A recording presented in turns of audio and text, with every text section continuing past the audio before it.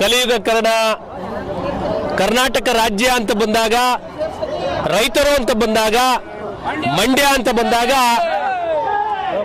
ಸಕ್ಕರೆ ನಾಡು ಮಂಡ್ಯ ಅಂತ ಬಂದಾಗ ತನ್ನ ಕೇಂದ್ರ ಸರ್ಕಾರದ ಮಂತ್ರಿ ಪದವಿ ಇದ್ರೂ ಸಹ ಕಾವೇರಿ ಹೋರಾಟಕ್ಕಾಗಿ, ರೈತರ ಉಳಿವಿಗಾಗಿ, ರಾಜ್ಯದ ಉಳಿವಿಗಾಗಿ ವಾರ್ತಾ ಸಚಿವ ಸ್ಥಾನವನ್ನು ಲೆಕ್ಕಿಸದೆ ರಾಜೀನಾಮೆಯನ್ನು ನೀಡಿದಂತಹ ಧೀಮಂತ ನಾಯಕ, ಇಡೀ ರಾಜ್ಯ ಕಂಡಂತಹ ನಾಯಕ, ಇಡೀ ರಾಜ್ಯದಲ್ಲಿ ರೈತರ ನೆರವಿಗಾಗಿ ರಾಜೀನಾಮೆಯನ್ನು ನೀಡಿ ಹೋರಾಟಕ್ಕಾದಂತ ನಾಯಕ ಅಂಬರೀಶ್ ರವರ ಹುಟ್ಟುಹಬ್ಬವನ್ನ ನಮ್ಮ ಕನ್ನಡಿಗರ ವಿಜಯ ಸೇನೆ ವತಿಯಿಂದ ಒಂದು ವ್ಯವಸ್ಥಿತವಾಗಿ ಒಂದು ಅದ್ಭುತವಾದಂತಹ ಆಚರಣೆಯನ್ನು ಮಾಡಬೇಕು ಅಂತೇಳಿ ನಾವು ಗಂಗೊಂಡರಹಳ್ಳಿಯಿಂದ ಇಲ್ಲಿಯವರೆಗೂ ಚಿನ್ನದ ರಥದಲ್ಲಿ ಅವರ ಫೋಟೋ ಮೆರವಣಿಗೆಯನ್ನು ಮಾಡೋ ಮುಖೇನ ಅರ್ಥಗರ್ಭಿತವಾಗಿ ಆಚರಿಸಿದ್ದೇನೆ.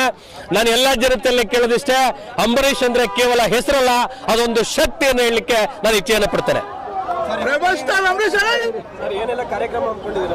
ಸರ್, ಇವತ್ತು ನಾವು ಈಗಾಗಲೇ ಚಾಲನೆಯನ್ನ ಕೊಟ್ಟಿದ್ದೇವೆ, ಅನ್ನದಾನವನ್ನು ಸಹ ಮಾಡ್ತಾ ಇದ್ದೀವಿ. ಈಗಾಗಲೇ ಗಂಗೊಂಡರಹಳ್ಳಿ ಸುಮಾರು 500 ರಿಂದ 600 ಜನಕ್ಕೆ ಅನ್ನದಾನವನ್ನು ಮಾಡಿದ್ದೇವೆ. ಮುಂದೆ ಸಂಜೆ ಅನಾಥ ಮಕ್ಕಳಿಗೆ ಅನಾಥಾಲಯಕ್ಕೆ ತೆರಳಿ, ಅಂಗವಿಕಲರ ಒಂದು ಕೇಂದ್ರಕ್ಕೆ ತೆರಳಿ ಅವರ ಸವಿ ನೆನಪಿನಲ್ಲಿ ಅಂಬರೀಶ್ ಅವರ ಹುಟ್ಟುಹಬ್ಬದ ಪ್ರಯುಕ್ತ ಅನ್ನದಾನವನ್ನು ಸಹ ಮಾಡ್ತಾ ಇದ್ದೇವೆ ಸರ್.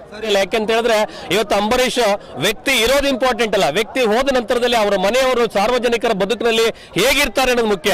ಬಹುಶಃ ಅಂಬರೀಶ್ ಅವರ ಒಂದು ಗುಣವನ್ನ ಅವರ ಮಗ ಅಭಿಷೇಕ್ ಅಂಬರೀಶ್ ಅವ್ರಿಗೆ ಬಂದಿದೆ ಅಂತ ಹೇಳಿದ್ರೆ ಬಹುಶಃ ತಪ್ಪಾಗಲಾರದು. ಅದರ ಜೊತೆಗೆ ಸಾರ್ವಜನಿಕರನ್ನ, ರೈತರ ಕಾಯುವ ನಿಟ್ಟಲ್ಲಿ ಸುಮಲತಾ ಅಂಬರೀಶ್ ಅವರು ಸಹ ಒಂದು ಹೆಜ್ಜೆ ಮುಂದೆ ಇದ್ದಾರೆ. ಅದು ಅಭಿಮಾನಿಗಳಿಗೆ ಸಹ ಬಹಳಷ್ಟು ಸಂತೋಷವನ್ನು ಕೊಟ್ಟಿದೆ ಸರ್. ಸರ್, ನಾನೆಲ್ಲ ಅಂಬರೀಶ್ ಅಭಿಮಾನಿಗಳಿಗೆ ಹೇಳೋದಿಷ್ಟೇ, ನಿಮ್ಮ ಪ್ರೀತಿ, ವಿಶ್ವಾಸ, ಈ ತ್ಯಾಗ ಮನೋಭಾವ ನಾವಿರೋವರೆಗೂ ಸಹ ಅವರ ಮನೆ ಮೇಲೆ ಇರಲಿ ಅಂತೇಳಿ ನಾನು ಎಲ್ಲರಲ್ಲಿ ಮನವಿಯನ್ನು ಸಹ ಮಾಡ್ತೇನೆ. ಅದೇ ಸಂದರ್ಭದಲ್ಲಿ ನಿಮ್ಮ ಒಂದು ಕನ್ನಡದ ಮಾತು ಏನು ಹೇಳಕ್ಕೆ ಇಷ್ಟಪಡ್ತೀರಾ ಸರ್? ಅಕಾರ, ವಕಾರ, ಚಕಾರ, ಮಕಾರ, ರಕಾರಗಳನ್ನು ಕೊಟ್ಟಂತಹ ಭಾಷೆ, ಸಂಧಿಗಳನ್ನು ಕೊಟ್ಟಂತಹ ಭಾಷೆ, ವ್ಯಾಕರಣಾಂಶಗಳನ್ನು ಕೊಟ್ಟಂತಹ ಭಾಷೆ, ನೆಲ ಜಲ ಧಕ್ಕೆ ಬಂದಾಗ ನಮ್ಮ ಕನ್ನಡಿಗರ ವಿಜಯ ಸೇನೆ ಮುಂದಾಗಿರ್ತದೆ.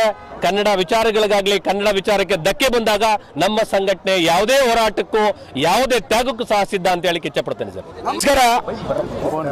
ನಮ್ಮ ಕನ್ನಡಿಗರ ವಿಜಯ ಸೇನೆಯ ಸ್ಥಾಪನೆಯ ಆದಂತಹ ದಿನಮಾನಗಳಿಂದನೂ ಕೂಡ ಅಂಬರೀಶ್ ಅಣ್ಣನವರ ಅಭಿಮಾನ ನನಗೆ ಯಾವಾಗಲೂ ಇರುತ್ತೆ.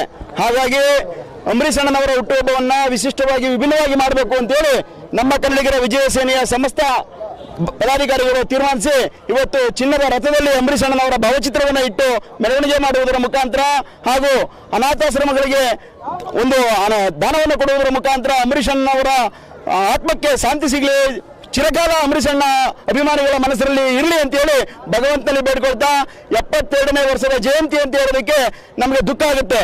ಇದು 72ನೇ ವರ್ಷದ ಹುಟ್ಟುಹಬ್ಬ ಇಲ್ಲಿ ಆಚರಿಸಬೇಕಾಗಿತ್ತು, ಮನೇಲಿ ಇಲ್ಲಿ ಆಚರಿಸ್ತಾ ಇರೋದು ದುಃಖ ಆದ್ರೂ ಕೂಡ ಅಭಿಮಾನಿಗಳು ಇಷ್ಟೊಂದು ರೀತಿಯಲ್ಲಿ ಅಂಬರೀಶ್ ಅಣ್ಣನವರ ದೇಹ ಮಣ್ಣಾಗಿದೆ ಹೊರತು ಮನಸ್ಸು ಇಲ್ಲೇ ಇದೆ. ದಯವಿಟ್ಟು ಎಲ್ಲ ಅಭಿಮಾನಿಗಳು ಇಂತಹ ಒಂದು ಪ್ರೋತ್ಸಾಹ ಕೊಟ್ಟಂತಹ ಅಂತಹ ತ್ಯಾಗಮೂರ್ತಿಯ ಒಂದು ನೆನಪು ನಮ್ಮೆಲ್ಲರಿಗೂ ಕೂಡ ಇರುತ್ತೆ ಅಂತ ಹೇಳಿ ನಮ್ಮ ಕನ್ನಡಿಗರ ವಿಜಯ ಸೇನೆಯ ಸಮಸ್ತ ಪದಾಧಿಕಾರಿಗಳಿಗೂ ಹಾಗೂ ಅಂಬರೀಶ್ ಅಣ್ಣನವರ ಸಮಸ್ತ ಅಭಿಮಾನಿಗಳಿಗೂ ಹೃತ್ಪೂರ್ವಕ ವಂದನೆಗಳನ್ನು ತಿಳಿಸ್ತಾ ಇದ್ದೀನಿ. ಜೈ ನಮ್ಮ ಕನ್ನಡಿಗರ ವಿಜಯ ಸೇನೆ, ಜೈ ಅಂಬರೀಶ್ ಅಣ್ಣ.